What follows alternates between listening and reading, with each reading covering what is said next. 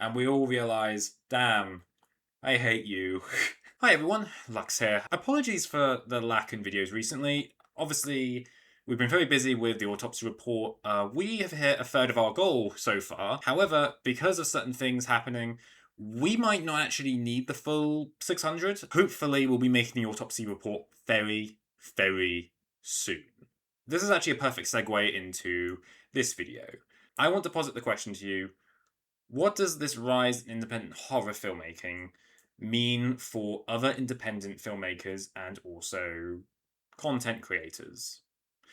I want you to take that question and I want you to think about it as I talk about what I'm going to talk about in this video. Specifically, we're going to be talking about 3 movies from 3 different YouTubers who have all 3 now made horror films. That was a mouthful to get out. That's fine. We'll roll with it. I have seen all of these fairly recently. When I say recently, in this year, I don't want to think about how it's been 6 months since I went to go and watch Iron Lung.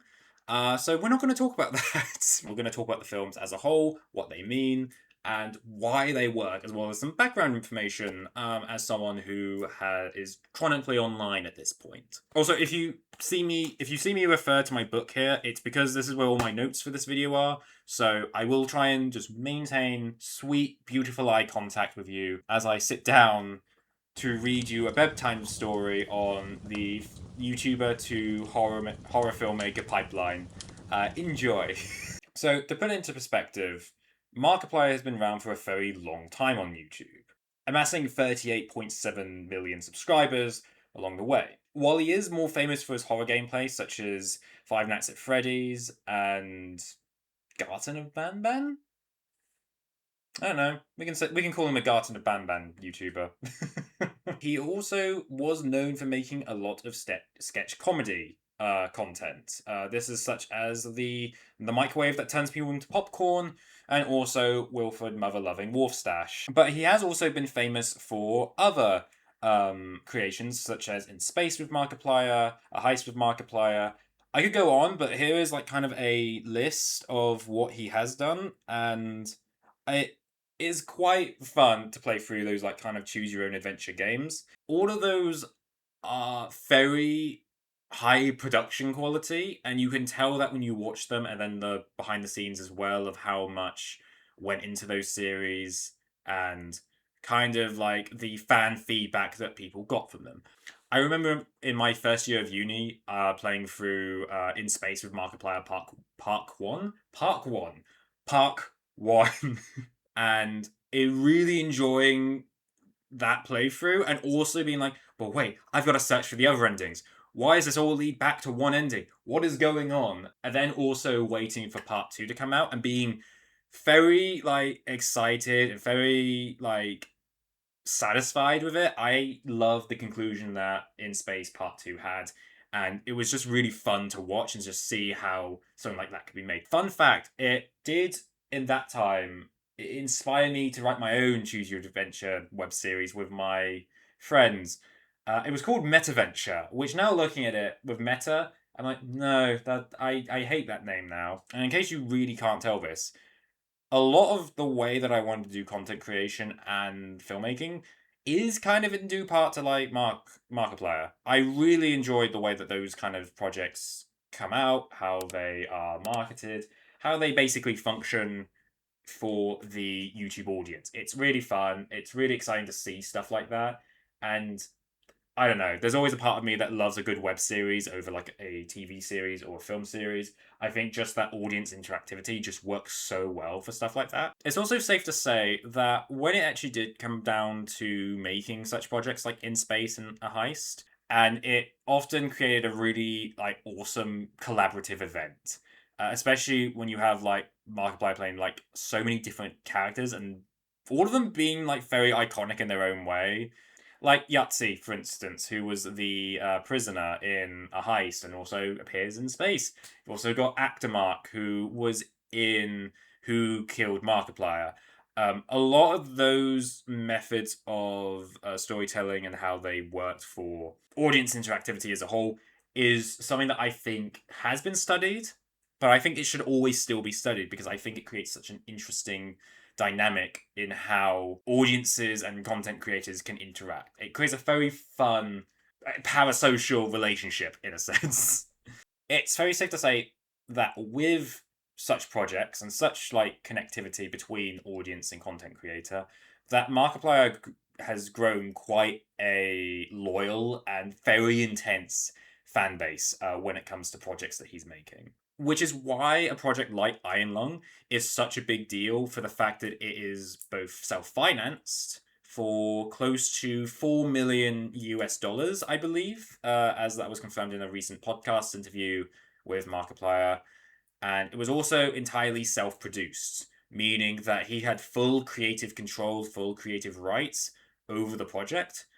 On top of self-producing this project, he also had the actual game developer David Szymanski come in on the project to advise and also help with constructing the world that Iron Lung is within. For anyone that's not aware of how the studio system kind of works, this is a massive deal because, and this will be relevant later on in the video as well, but we often see and hear these stories about how Hollywood executives like to really muddy how the original script is and what comes out at the end. It might be writing decisions to appeal to second screen users, or it might be that they don't want certain characters to be perceived in specific ways. That's especially what is going to be relevant later on. A lot of the time, it usually comes down to wanting the film to be more trendy or more open to people like second screeners, for instance. That's the main thing that I think is a major criticism of some streaming services, and also in how dialogue for scripts is often forced to be written for that. Like the over explanation of concepts. Another reason as to why Iron Lung's $4 million budget was also a big deal is the fact that globally right now it has hit about 51 million US dollars in terms of the global box office, which during its runtime domestically, it ran above such films like Sam Raimi's Send Help and also the Disney movie that was currently there. As oftentimes you'll see these movies that have these massive budgets, but very razor thin margins in terms of what their box office returns actually are. Iron Lung made so much more money than its original budget. Markiplier himself spoke about how he would be getting emails or phone calls from specific like cinemas, basically being like, "Hey, there's a lot of spam emails that we're getting that are linking back to your name." And essentially, it was down to the fact that a lot of Markiplier's following were emailing these cinemas to be like, "Hey, you need to show this movie. Try and get this movie. Please get this movie."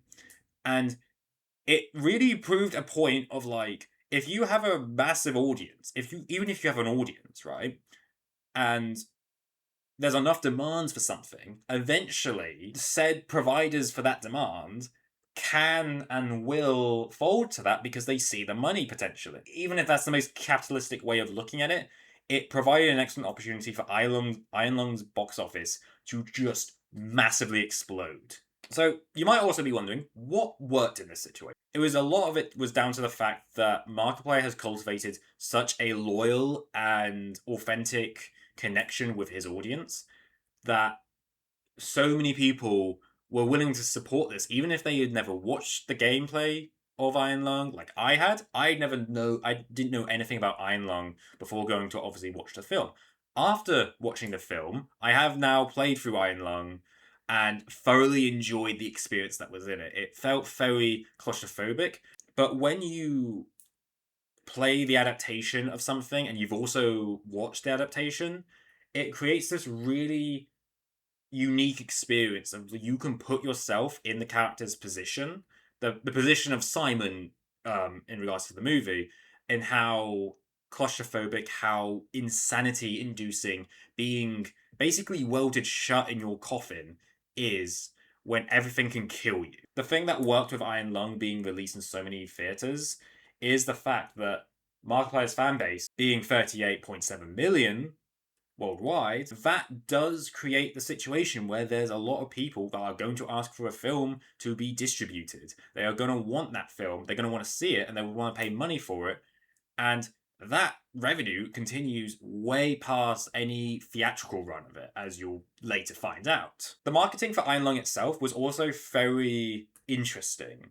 Also, I've just realised I have not had my ring light on this entire time, so I've not been properly lit, even though it doesn't make a huge difference. I've just noticed now, and I swear I'm a professional. Professional filmmaker, guys. Professional filmmaker. Autopsy reports. Hopefully, going to be filmed later this month. Autopsy report. I swear I know what I'm doing. Going back to the marketing for Iron Lung, it also had a blood drive campaign that was running throughout the United States through a website that was maintained by Amy Nelson, Markiplier's wife, and also executive producer of Iron Lung. There's also another part of the marketing that we can talk about with Iron Lung through the podcast that you either watch or listen, Distractable, which is hosted by Markiplier, Lord Minion 777, and MySkirm, who all basically have been part of Markiplier's different sketches and also different, like, just multiplayer gameplay series that they occasionally do. It makes for a very fun time. And what's specifically really interesting is the amount of, like, kind of small talk that Markiplier will go into regarding the film.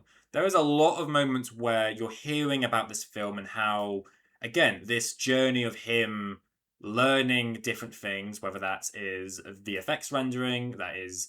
What's fun about this element of the marketing is that even though Markiplier is not explicitly marketing Iron Lung to his audience, to his co-hosts, he's talking about his experiences with making the film, the behind the scenes of it, such as getting a lot of Apple Mac studios and basically creating a render farm within one of his own bathrooms.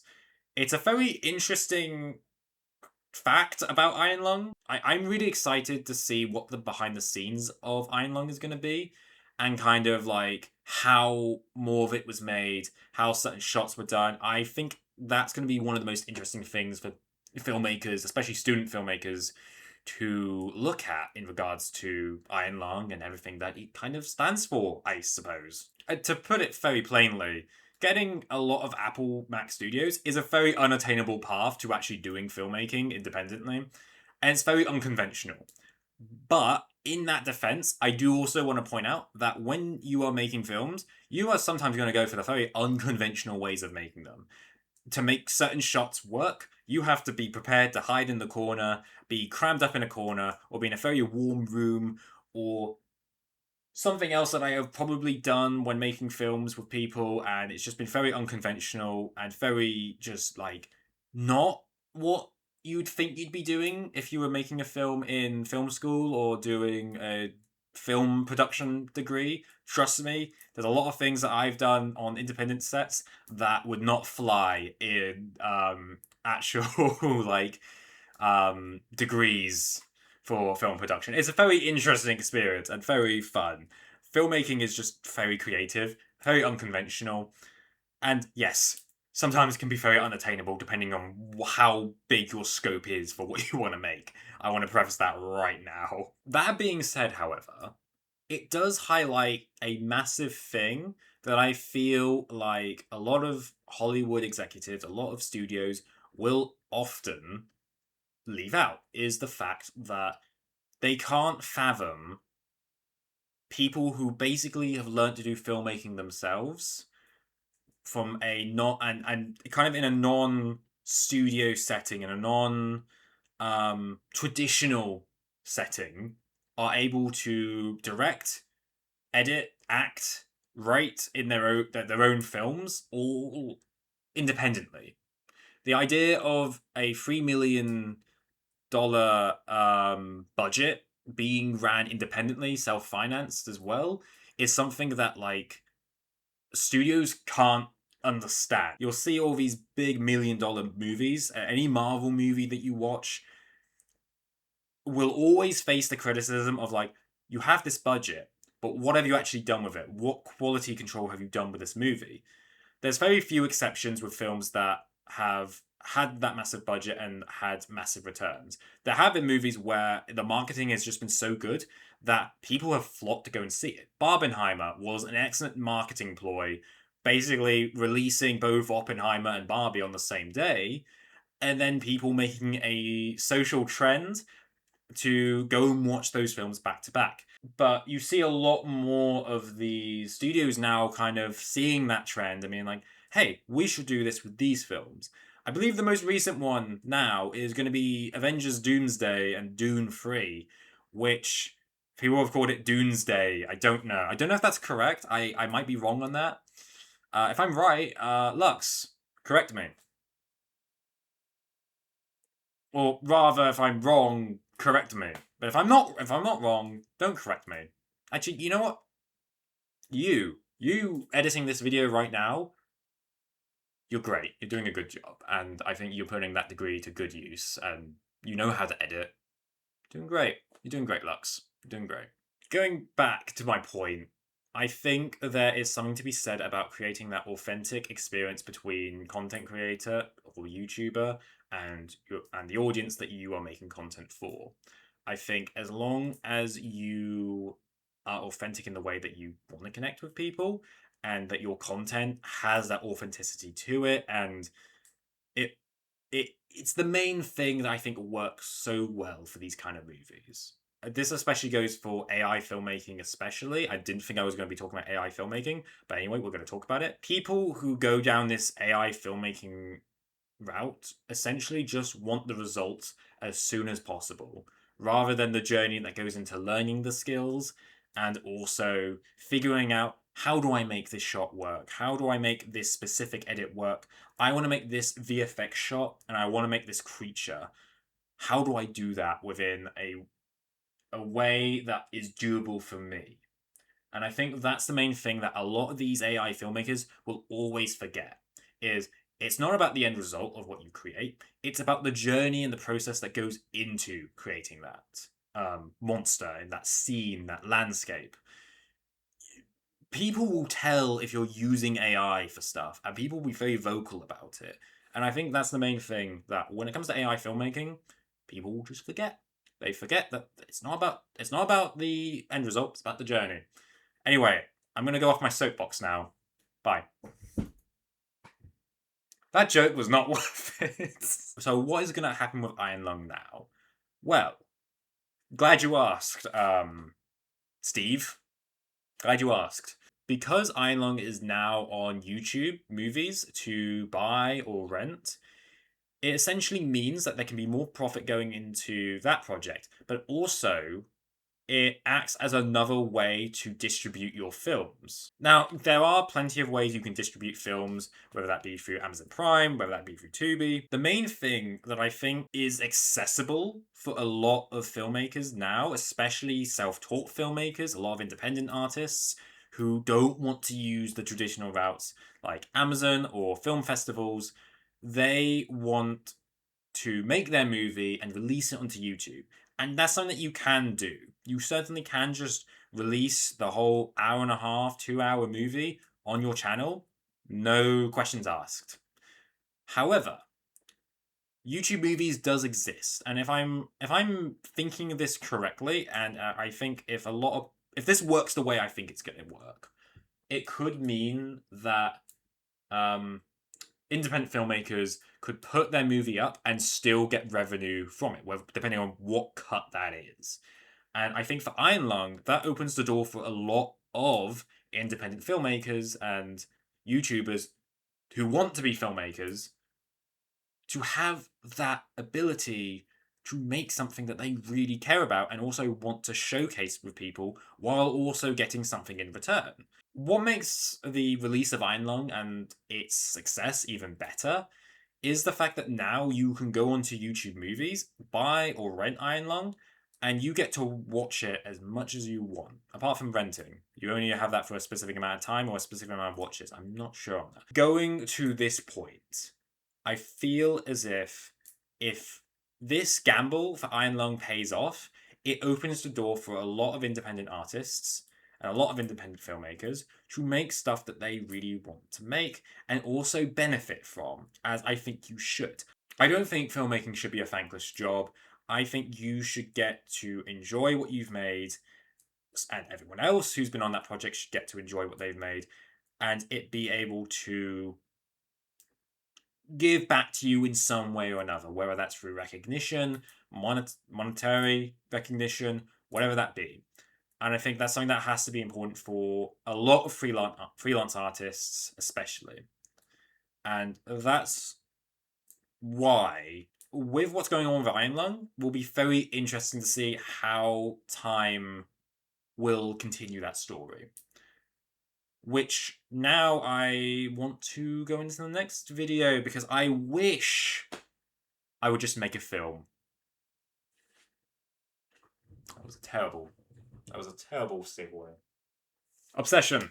The first thoughts, I loved Obsession so much. I didn't know anything about Curry Barker before watching Obsession, until a bunch of his sketches came out. They were so funny. I absolutely loved them. So let's talk about Obsession and kind of the big deal around Obsession and why it has got so many people talking about it, essentially. Curry Barker's film Obsession is probably my favourite experience I've had with horror in a theatre for a very, very long time. The film, to me, was genuinely terrifying, and it made me, very uncomfortable throughout its entire runtime. There's films that have made me uncomfortable before, like The Long Walk, in how nerve-wracking it is. Films like Weapons, which are just so, absurd in how its themes and story work.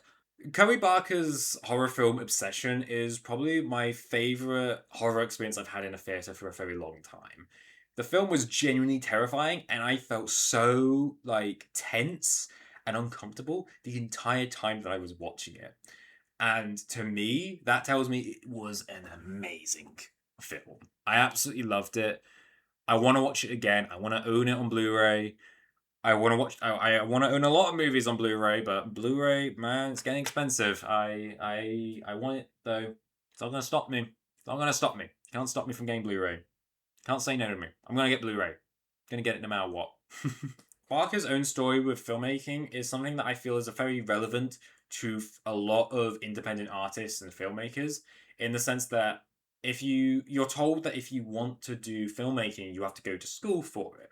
So whether that's film school or doing a film and television production degree.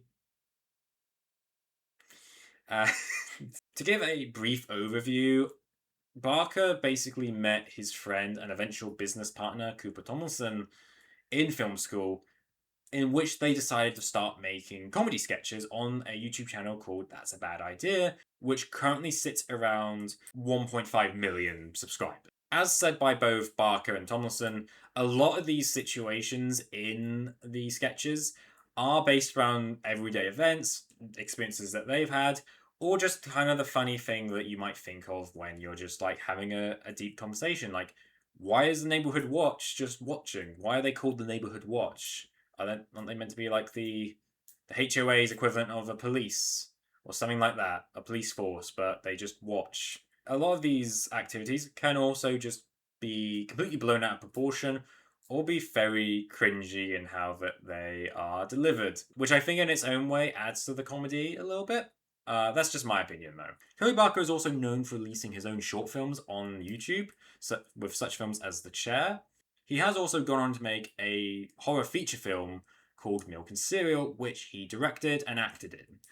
I believe the story around Milk and Cereal was he decided to release it on YouTube for free after trying to basically get it to studios or through film festivals, essentially. Going off one of the interviews that Curry Barker was on for Obsession, he talked about how a studio, an unnamed studio, approached him with the offer to basically be like, hey, we can give you a huge budget, but we want you to rewrite Bear as a good character.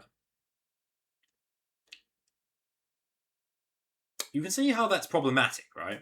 I want to talk about Obsession in its own dedicated video, But suffice to say, if you read the script and you actively said, I want Bear to be the hero of the story in Obsession, there is something very wrong with the way that you perceive women. I'm sorry, that might be a reach to say, but if you looked at Obsession and you're saying, "Oh, Bear's a relatable character," or "God, I feel bad for Bear," don't feel bad for Bear. Bear is a terrible character. I want to make a video about Obsession in its entirety, especially when I get the Blu-ray version of it. When I get it on DVD, I want to talk about it. But yeah, Obsession, absolutely love Obsession. Hate Bear as a character, and that's intentional. That's intentional. The way that Curry Barker's written Bear is exactly the kind of thing that women fear, is the nice guy, because he is such a red-pilled character that I hate him so much. I'm gonna stop talking about Bear, otherwise this video will be so much longer than it needs to be. But Bear is a terrible character. I hate him, and you should not feel bad for him. You should feel bad for Nikki. Feel bad for the woman, not the man. Stop it. There's so much like detail to Obsession that I absolutely love in the way that Bear completely avoids any accountability for his cat dying, his lack of accountability to want to free Nikki from his curse, essentially. His wish, curse, whatever you want to call it. Is he not wanting to free Nikki, and even going as far to be like, "What's so bad about being with me?" I need to, I need to move on. Otherwise, I'm gonna hate Bear. I already hate Bear, but like, Bear is a terrible character. I think he. I think we all know a bear at least once in our lives, and we all realize, damn, I hate you. I think Obsession is an extremely inspiring story about how you can go into an independent project. Mind you, the budget for this was 750,000 US dollars. That is very small for an independent project. The fact that it estimated about 200 million in the box office is also completely insane because people actually like it when films are written in a very smart way, especially horror films. I can't tell you how many times I've watched a horror movie and the the themes have not been good, or they've tried to make the main character likable when they're an utter like just rubbish human being. The fact that it plays with the horror really well and keeps you guessing is better than any jump scare that a film can provide me. And Obsession does provide jump scares, but they are so like visceral and just terrifying that you genuinely feel shocked. When I went to go and see Obsession, my friend Sam, lovely, lovely Sam, we were sitting together watching Obsession, and it got to the bit. I can't remember which scene, but I think it was just before a jump scare. Basically, I was in flight or fight. I was like, I don't want to deal with this. Like, I was like, because for some reason, whenever I'm watching a horror movie in cinema, I'm ready to go hands. I'm ready to throw hands. I don't know why. I'm ready to throw hands in a horror movie. And what made this really funny was the fact that Sam, when they get scared, they like to just grab someone's shoulder, right? So they don't feel alone. And that made me jump, and I genuinely flew like, don't fucking touch me. It was really funny, and it's a story that I find so hilarious, and it's genuine. I've never been like that in a horror movie. Maybe Weapons is the only exception to this, but Obsession was so good. I absolutely loved it. I want to see more of Cory Barker's filmography. At some point, I'm gonna watch Milk and Cereal. Maybe if I'm watching this while I'm in the editing process for this project. This project. God, I've even film speak. Jesus. For this video, I'll let the future Lux let them know. Have you watched Milk and Cereal yet? Cool. That's really good. Or bad, depending on your answer. So, what does the future of Cory Barker look like currently? Well, apparently really good. He's already making his next film, Anything But Ghosts, which is going to also be starring Aaron Paul from Breaking Bad in it, which I'm very excited. I still need to finish Breaking Bad. Is it bad that I have not finished Breaking Bad? On top of that, he's also going to be directing the remake for Texas Chainsaw Massacre, which is going to be very fun. If anything, if I've learned anything from Obsession in terms of how Curry Barker makes horror, I'm very excited for these two projects coming up. It's going to be really fun, and I just absolutely love independent horror. And I especially love it when a studio lets the original creator of said horror also make the adaptation. We're going to the back rooms. I need to change batteries because this is going to run out. Yeah, it almost did run out. It almost did run out. We're gonna. I've got like 30 minutes left. So the back rooms. I have no experience with the back rooms whatsoever. Crazy. You wouldn't have fallen into another dimension and also be like, hey, not experienced it before. It's very relatable, I find. Also, Kane Parsons is no longer 20 years old. I want to just make clear on that. Just cut that. Lux, cut that. I don't keep that in the video, please. Regardless of that though, let's all just point out the very obvious fact that A24 let a 20-year-old direct a $10 million budget movie. That is crazy. Even to the point where people started thinking that someone was shadow directing the Backrooms and it wasn't actually Kane Parsons doing it. But I feel like that's coming from people who don't know the fact that Kane Parsons, also known as Kane Pixels, is the person who made the original web series of the Backrooms. I still get to watch it. I will at some point, I promise. Maybe when I am creating the thumbnail for this video, I'll watch Backrooms because the concept of it is really freaky and I do like it. For those who aren't aware of the Backrooms, it is, and I'm talking about the movie, by the way, it's a very eerie liminal space horror.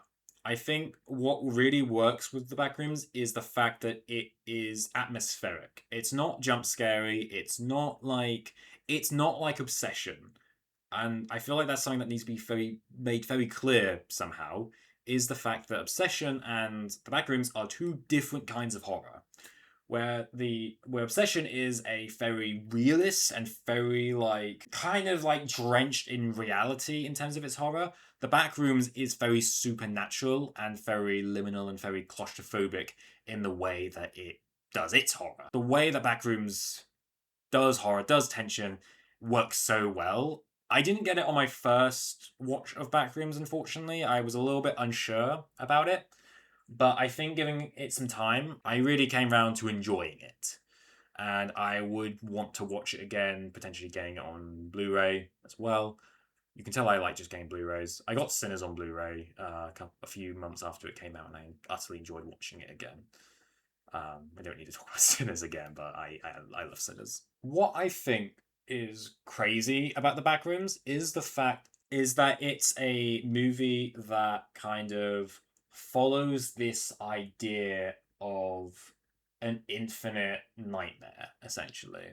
And I think what works really well with it, even though Kane Parsons has kind of denied the fact that the Backrooms doesn't play on your subconscious, it doesn't take from your subconscious, it kind of just it reflects what's there. That's at least my understanding. And again, I might be wrong on this. I think the way that the scenes work within the Backrooms and how it's constructed, the set design behind it is just amazing.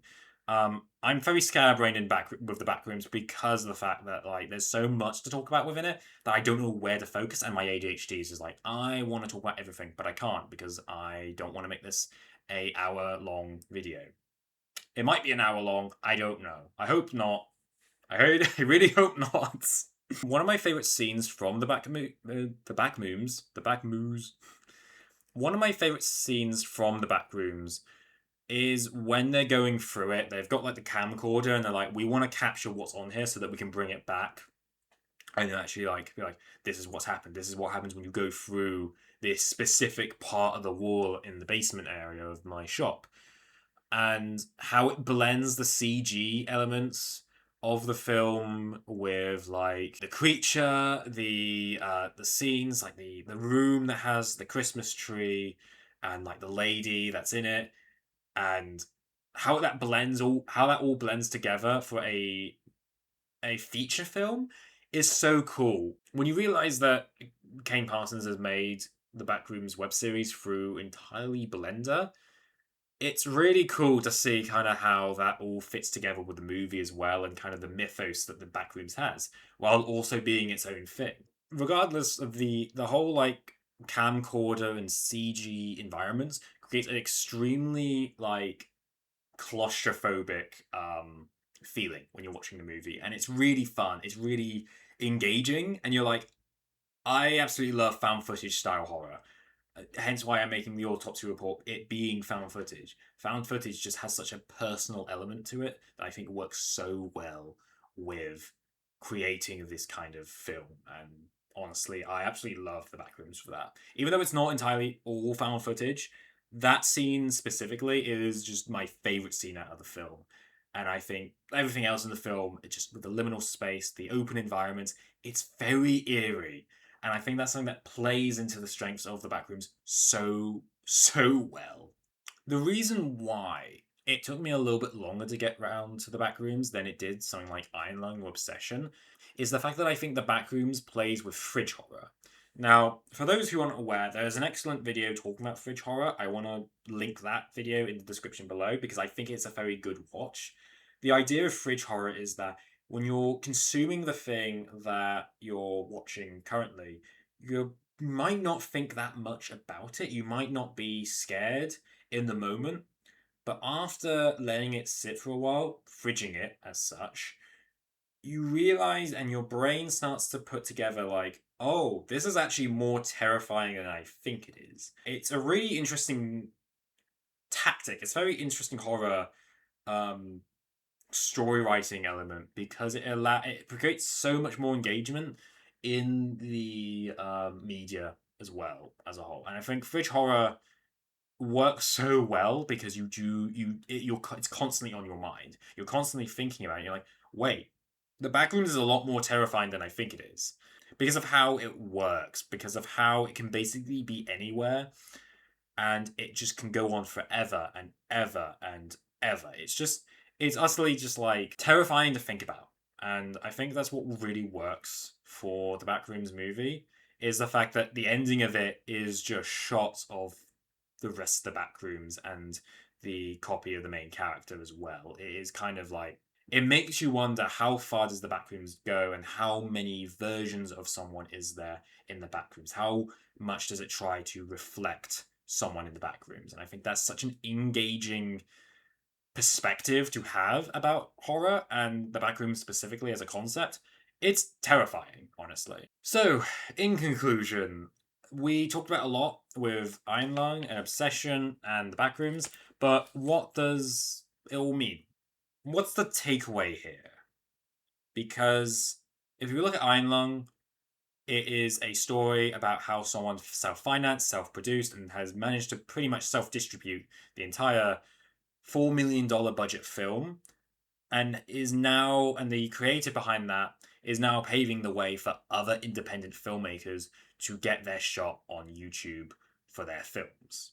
It can also prove that you don't need to have done film school or learnt film academically. You can just practice and have your creative ideas work within the film that you're trying to make, the world that you're trying to make, and that can work for the project that you want to make. Whether you go from writing comedy sketches to then making a terrifying horror movie, or in your own time creating this web series from skills that you're picking up, you're learning, you're getting better at that. And you're making the things that you want to make because they are what interest you, right? So, I want to go back to the question that I asked at the beginning of this video. What does this all mean for YouTubers, content creators, and independent filmmakers with all these three movies now out? What does that mean? And I want you to kind of just take a moment, think about your answer, what it means to you, and what conclusion do you come to?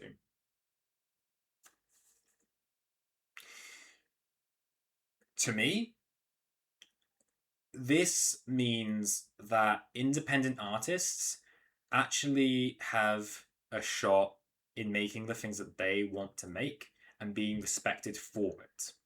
Too many times, I feel like there's this idea that if you're not an award-winning director, or you are in your 20s making a horror movie or any movie, perhaps, and you have this idea that there's this idea that you can't be directing a massive $1 million movie as a 20-year-old. Clearly, you've got no experience. You've got no experience, or you're not in the Hollywood circle. Where do you come from? I feel the thing that makes filmmaking so amazing, and this goes with just art as a whole, is the fact that you can literally make it with the bare bones of what you're going for. I've talked about this a lot, that one of my first movies, The Cheese Slap, was made not with this phone, but was made with an iPhone SE. It was filmed entirely on an iPhone SE. And it made for such a fun, interesting project because of the fact that I didn't have access to audio equipment. I had access to this ring light that I'm using and an iPhone. And I think that now, like, iPhone lenses have gotten so good. Phone lenses as a whole have gotten really good recently. So I always think that, like, you don't need specialist equipment. You don't need professional grade equipment to make something. You can make a film if you have an idea. Even if you don't even have to do, like, if you don't know how to write a script, you can look at YouTube. You can look at YouTube. You can look at Studio Binder. You can look at literally like any resource online and learn how the formatting of a script. You can learn what a shot list is. You can learn what different bits of equipment are used for, what they're meant to be used for. You can learn lighting techniques. You can learn camera techniques. You can learn editing styles. This is something that I have come to terms with a lot, is the fact that while I have used my degree to network with people, I have also used it to learn specific things about cameras, f-stops, t-stops, aperture, ISO. I could talk about so much, lenses. And I have gone into my own exploration of those techniques, and it's created, I've been able to work on stuff that I have like absolutely adored, and I've been able to add my own insights into it, and I've been able to watch films and pause them and be that annoying person that's like, that 4x3, that's interesting because they've gone with a lot more like depth to their frame. They've gone with a lot more grain. It makes it feel very like just real rather than doing everything digitally. I love a good digital camera. Recently, I've also seen someone use a film camera and seen kind of how the footage looks for that, and I'm very excited to see how that works. And I don't know, I absolutely love filmmaking. I love film as a whole. I wish I could talk about it even more. I wish I could talk about it so much more, but this video would then be so long, and I no one wants that. I don't want that because I'm gonna have to edit it, and I'm running out of time as well. I'm gonna have to. I've got D&D later. I'm very looking forward to that. I love filmmaking so much, and I think I want to make that very clear. That's always gonna be the thing I say in these videos whenever I talk about film, is I love filmmaking so much. And I think independent horror, I and I think independent filmmaking is so inspiring and amazing, and I want to see more of it. I will love seeing independent films. I love seeing just people get together, a bunch of friends get together, make something on a weekend, edit it in a weekend, and just have fun with it. I think that's just something that I think a lot of people forget, is that sometimes you can make these films and it can just be for fun as well. Well, anyway, that has been my take on Iron Lung, Obsession, and the Backrooms. I'd love to make individual videos about each of those films by themselves, but I want to do that when the DVD releases come out for each of those films, as I think it's just going to be very exciting to talk about those and really get to grips with what those films have to offer, as well as just the behind the scenes of those films as well. There's so much to talk about with each of these films, and I want to see more independent horror come out because it is just so inspiring to me as an artist, as a filmmaker, as a content creator. I love making stuff because it gives me so much hope. It gives me so much hope for what people can do. And I want to emphasize that so much on this platform.